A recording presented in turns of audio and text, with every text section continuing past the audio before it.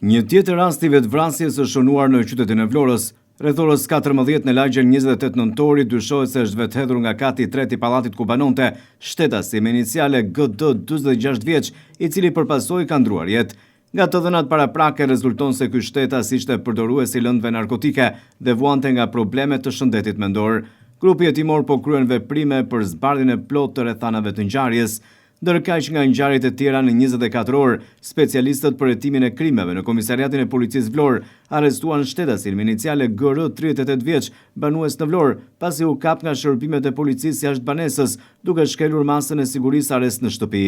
Specialistët për hetimin e krimeve në Komisariatin e Policisë Himar referuan materialet në prokurori dhe nisën procedimin penal për shtetasin me iniciale TS 44 vjeç, banues në Borsh, pasi ndaj tij ka bërë kallëzim bashkëtuesja se gjatë një konflikti për motive të dobta, 44 vjeçari ka ushtruar dhunë. Specialistët për hetimin e krimeve në Komisariatin e Policisë Sarandë referuan materialet në prokurori dhe nisën procedimin penal për shtetasin SQ pasi u konstatua në lagjen numër 1 Sarandë duke ndërtuar një strukturë metalike pa leje.